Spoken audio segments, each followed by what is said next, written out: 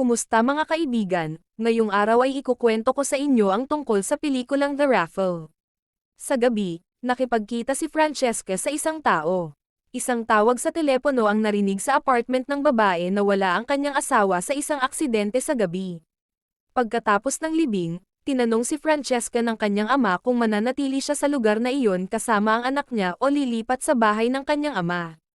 Ayaw ni Francesca na mawalay ang anak niya sa mga kaibigan nito, at marami rin siyang kakilala sa lugar na iyon.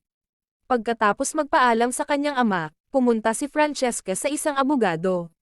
Doon niya nalaman na iniwan siya ng kanyang asawa ng maraming utang dahil sa pagkabagsak ng negosyo nito. Hindi siya mababayaran ng kumpanya ng insurance para sa mga nawalang pera dahil ang asawa niya ang itinurong may kasalanan sa aksidente. Wala rin siyang aasahang life insurance dahil tumigil sa pagbabayad ng premium ang kanyang asawa 6 na buwan na ang nakalipas.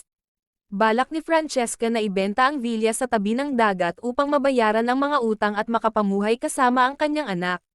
Ngunit ayon sa abogado, nakasangla ang villa sa bangko, at kahit ibenta niya ang kotse at yate, hindi pa rin sapat para mabayaran ang mga utang. Ibinalita niya sa mga kaibigan na ibebenta niya ang lahat ng kasangkapan sa bahay, pati na rin ang mga alahas at damit. Sa isang auction, nakilala niya ang isang babaeng nais bilhin ang suot niyang damit.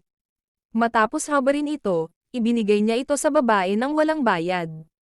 Kinabukasan, sinabi ng kanyang kasambahay, na patuloy na naglilingkod kahit walang sweldo, na tinawagan siya ng isang senador. Sa gabi, dumating ang senador sakay ng mga police escort at dinala si Francesca sa isang restaurant.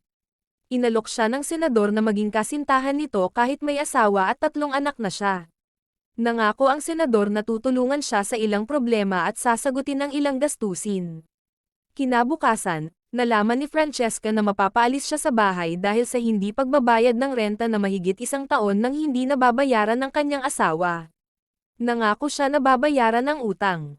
Nakipagkita siya sa isang lalaki na nagbigay sa kanya ng pekeng kwintas, na kasing peke ng lahat ng mga painting sa bahay ng lalaki. Natuklasan niyang may baso na may peke ring takip, kaya itinapon niya ang kwintas doon.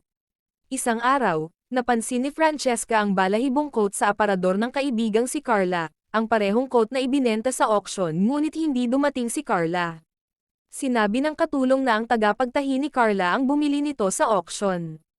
Nang makausap ni Francesca ang asawa ni Carla na si Sandro, hiningi niya ang parehong coat, ngunit tinawag siyang baliw ni Sandro dahil mahal ang coat. Sumagot si Francesca na ang coat ay kasing halaga ng isang gabi kasama niya.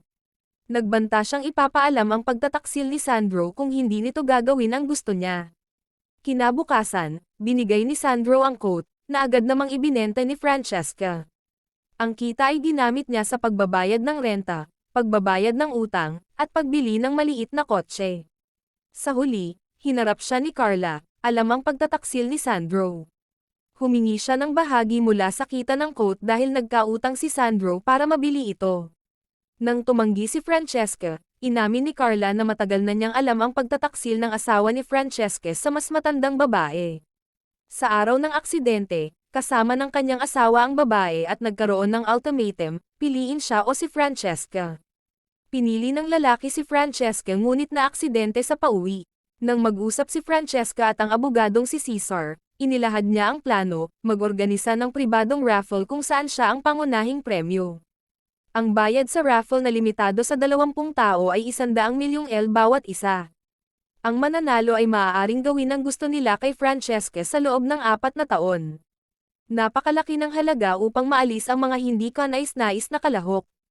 Si Cesar ang magpapakalat ng impormasyon tungkol sa raffle sa mga piling tao. Sinabi ng abogado na hindi siya maaaring makilahok o magbigay ng suporta, ngunit nangako si Francesca na magbabahagi siya ng porsyento ng kita mula sa raffle. Pag-uwi niya, nalaman niya mula kay Julia na binigyan siya ng anak ni Ea ng larong tinatawag na lottery. Kinaumagahan, nalaman niya na bumili ng tiket si Gustav, ang asawa ni Eugenia, para makilahok sa raffle. Nang pumunta si Francesca sa notaryo, sinubukan niyang pigilan si Gustav sa pagsali.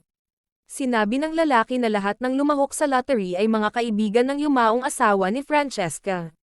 Sa isa sa mga party, nakilala ni Francesca si Camila, na bumili rin ng tiket. Matapos ang pag-uusap nila ni Jess, hiningi ni Francesca na i-refund ang pera ng mga kalahok dahil ayaw na niyang ituloy ang raffle. Ngunit sinabi ng abogado na huli na para kanselahin ito.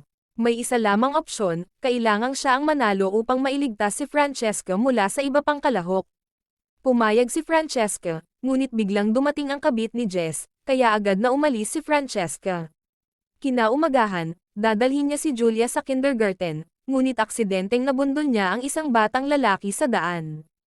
Pagkatapos dalhin ang bata sa bahay, inutusan niya ang kasambahay na ihatid si Julia sa kindergarten. Habang hawak ang ilong ng bata, sinabi niyang hindi na niya alam kung ano ang gagawin sa mukha nito. Nagbiro ang bata na maaari siyang umupo dito. Pagkatapos nito, naglakad-lakad sila sa tabing dagat. Sa daan pa uwi, inamin ni Antonio ang pagmamahal niya kay Francesca kahit 2 oras pa lang silang magkakilala. Ipinilit niyang magkita uli sila, at sinabi ni Francesca na tawagan siya sa gabi. Pumunta si Francesca sa isang date kasama ang senador, na umatras sa lottery dahil natatakot ito para sa kanyang posisyon. Si Antonio, na sinusundan pala si Francesca, biglang dumating sa parehong restoran at umupo kasama nila.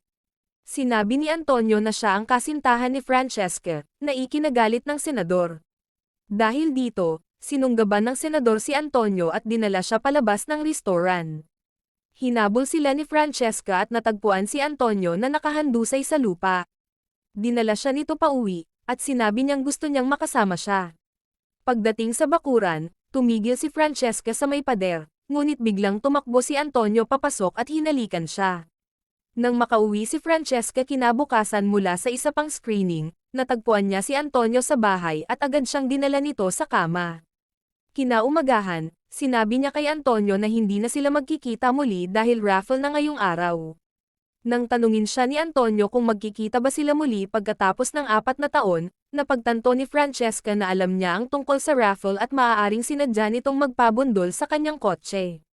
Samantala, nalaman ng paiskalya ang tungkol sa raffle mula sa isang hindi pinangalanang informant, dahil ito ay labag sa batas tungkol sa sugal. Pinatawag si Francesca para maimbestigahan ang 19 na Zayceng na tagpuan sa kanyang account na tig 100 milyong L bawat isa.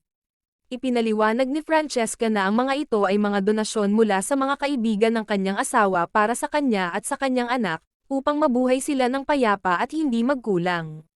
Sinabi niyang imbento lamang ang raffle bilang paraan upang hindi direktang magbigay ng pera ang mga donor. Pinaniwalaan ng prosecutor ang kwento ni Francesca, kaya pinalaya siya at inalis ang freeze sa kanyang bank account. Kasabay nito, pinagtatalunan ng mga kalahok sa raffle kung sino ang nagsumbong tungkol dito. Ang raffle draw ay nakatakda ng mangyari sa araw na iyon, ngunit ang grand prize winner na si Francesca ay umalis na ng bansa. Kinuha niya ang lahat ng pera at niloko ang mga kalahok, sabay lipad papunta sa ibang bansa kasama si Julia at ang kanyang kasambahay. Ito ang pagtatapos ng ating video. Huwag kalimutang mag-subscribe sa channel, mag-iwan ng komento, at mag-like. Kita-kita tayo sa susunod na video.